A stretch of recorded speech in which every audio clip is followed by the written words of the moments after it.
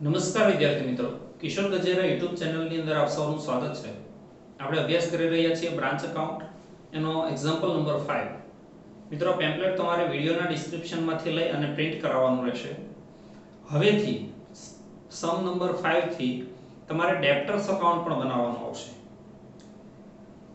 Navyug stores limited invoices goods to their various branches at cost and the branches sell on credit as well as for cash. Branch credit એટલે ઉધાર, વેચાણની અંદર credit એટલે ઉધાર. અહીંયા credit એટલે જમા સમજવાનું, પણ ક્રેડિટ સેલ ની વાત આવે એટલે ઉધાર વેચાણ, શાખ પર વેચાણ એવું કહેવાય. ક્રેડિટ ઉપર આપવામાં આવે છે એની શાખ. આ ક્રેડિટ અને આ ક્રેડિટ બંને અલગ છે. આ ક્રેડિટ એટલે જમા થાય અને આ ક્રેડિટ સેલ નો મતલબ થાય શાખ પર વેચાણ.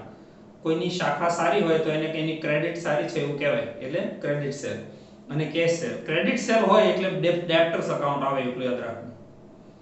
From the following detail relating to the Ahmedabad branch, show the branch debtors and trading and profit and loss in the books of head office. Head office ના ચોપડે branch debtors, trading અને profit and loss account સામે આગળ કીધું છે branch account, એટલે ચાર account બનશે. debtors 1st January 2020 એટલે ઓપનિંગ બેલેન્સ છે આ ડેપ્ટર્સ ની. ઓપનિંગ બેલેન્સ ની બે એન્ટ્રી આવે, એક ડેપ્ટર્સ ડેબિટ અને બીજી બ્રાન્ચ ડેબિટ. એટલે અહીંયા લખાય ટુ બેલેન્સ બીડી, એની અમાઉન્ટ આવશે 2620. ટુ બેલેન્સ બીડી અંડરલાઈન કરીને ડેપ્ટર્સ ઇનર કોલમ 2620. ડેપ્ટર્સ એ પણ એક મિલકત છે, એની opening balance debit side. Debtors 31st December 2021, sorry પહેલું છે 1st જાન્યુઆરી 2021, એટલે ઓપનિંગ બેલેન્સ છે 21 ની પહેલી તારીખે. અને આ closing balance debtors credit branch credit, અહીંયા લખાય by balance CD 3310. Credit side by, અમુક વિગત માટે લીટી મૂકી દેવી, બને ત્યાં સુધી ક્લોઝિંગ બેલેન્સ છેલ્લી લીટીમાં આવે એવું કરવું. By balance CD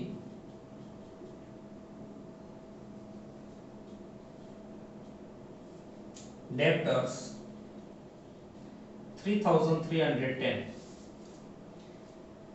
stock 1st January 2021 opening stock, branch debit trading debit, અહીંયા લખાય stock 1500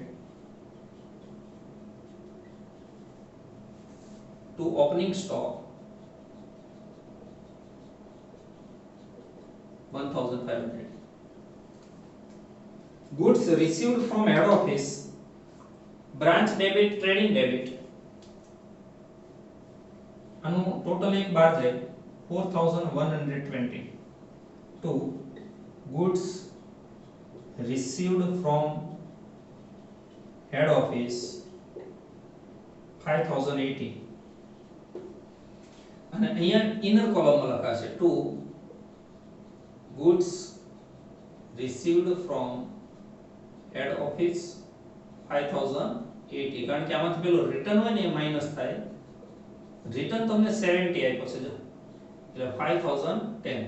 અને એ goods return to head office 70 ની બીજી એન્ટ્રી બ્રાન્ચમાં credit side by goods return 7070. Total sales 9350.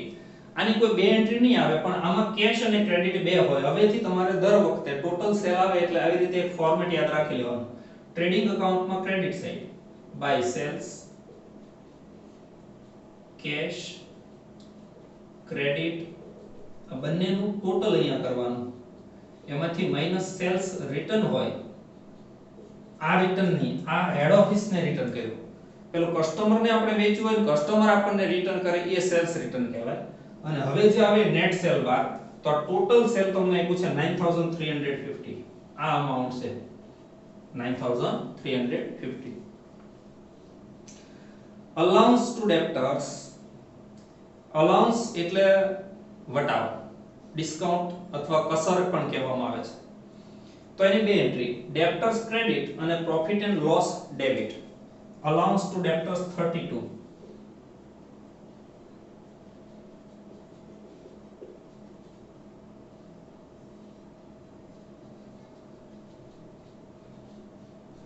અને પ્રોફિટ એન્ડ લોસ ની ડેબિટ સાઇડ ટુ અલાઉન્સ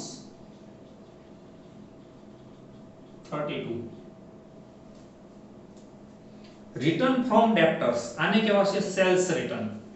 એક ડેપ્ટર્સ ક્રેડિટ અને અહીંથી માઈનસ ટોટલ સેલ્સ માંથી ટ્રેડિંગ ક્રેડિટ, એ લખાય બાય સેલ્સ રિટર્ન.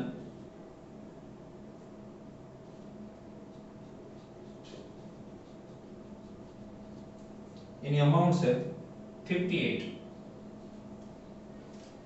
અને આમાંથી 58 માઈનસ કરીએ એટલે બહાર જાય 9292 net cell.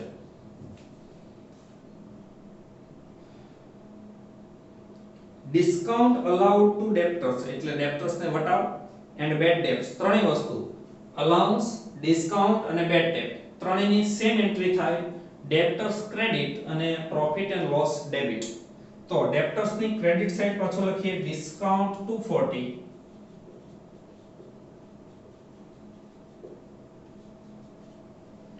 and by bad debt 60.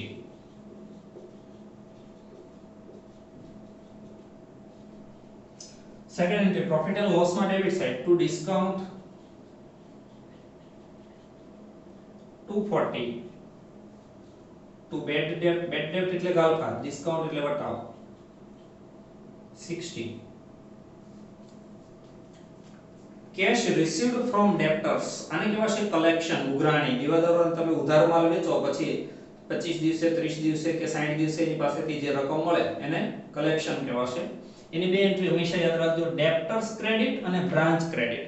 કોઈ પણ રીતે કેશ પાસે પૈસા આવે એટલે બ્રાન્ચમાં ક્રેડિટ સાઇડ લખવાનું, પછી એ ક્રેડિટ કેશ સેલ હોય, ડેપ્ટર્સ પાસેથી આવે, બેડ ડેટ રિટર્ન હોય, કોઈ માલ સામાન બળી જાય, વીમા કંપની આપે, કોઈ પણ રીતે કેશ આવે એટલે બ્રાન્ચ ક્રેડિટ એક એન્ટ્રી તો આવે જ. તો ડેપ્ટર્સ ક્રેડિટ, બ્રાન્ચ ક્રેડિટ એ લખાય by bank account into bracket collection 4920.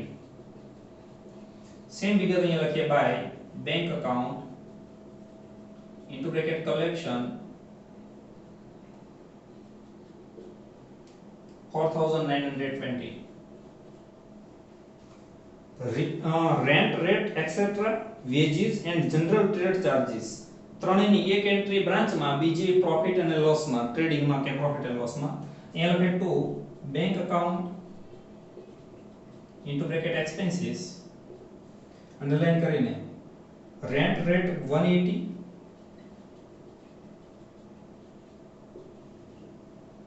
wages 600, general trade charges 130.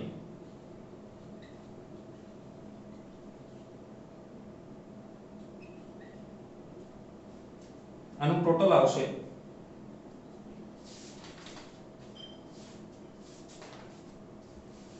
910.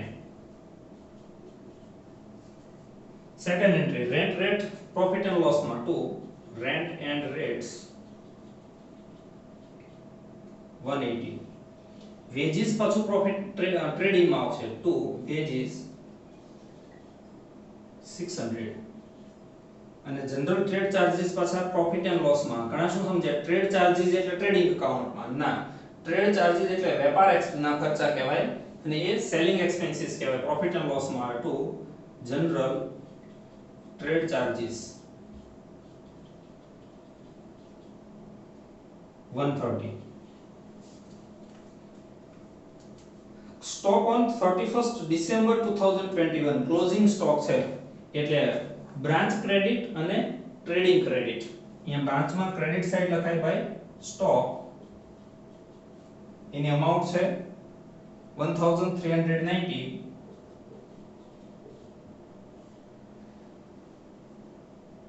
હવે અકાઉન્ટ પહેલેથી ક્લોઝ કરીએ તો ડેપ્ટર્સ ની અંદર તમે બરાબર સમજી લેજો opening balance, closing balance, collection અને ક્રેડિટ સેલ, જેનો નમૂનો પણ તમને આપ્યો છે, ક્રેડિટ સેલ.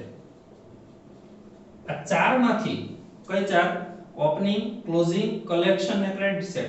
એ ચારમાંથી કોઈ ત્રણ વિગત આપી દીધી હશે, એક શોધવાની હશે. તો અહીંયા તમને collection, closing balance, opening balance આપી છે, એટલે ક્રેડિટ સેલ મળે. તો ડેબ્ટર્સ નું જો ક્રેડિટ સાઈડ નું પહેલા ટોટલ જો કરીએ તો ડેબ્ટર્સ નું ટોટલ આવશે 8620.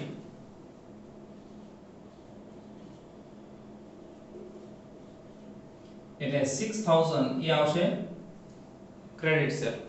એની બીજી એન્ટ્રી જાય ટ્રેડિંગ માં ક્રેડિટ સાઈડ. જો અહીંયા તમે 6000 લખો તો તમને ખ્યાલ આવે કે આમાં કેશ સેલ કેટલું હશે. 9350 માંથી 6000 માઈનસ કરો એટલે 3350. આ 3350 ની બીજી એન્ટ્રી જાય બ્રાન્ચમાં ક્રેડિટ સાઈડ. એટલે અકાઉન્ટ ક્લોઝ કરવા એ પણ વસ્તુ મહત્વની છે, યાદ રાખજો. By bank account into bracket cells 3350. આ ક્લોઝિંગ બેલેન્સ નું ટોટલ બહાર લઈ જઈએ 4700. બ્રાન્ચ નું જો ટોટલ કરીએ 13040.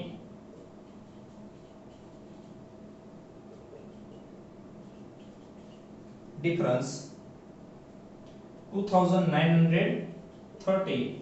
આને કહેવાશે to general profit and loss account.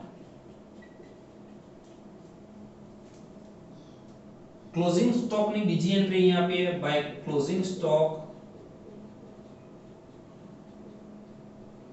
1390. એટલે આનું ટોટલ આવશે 10682.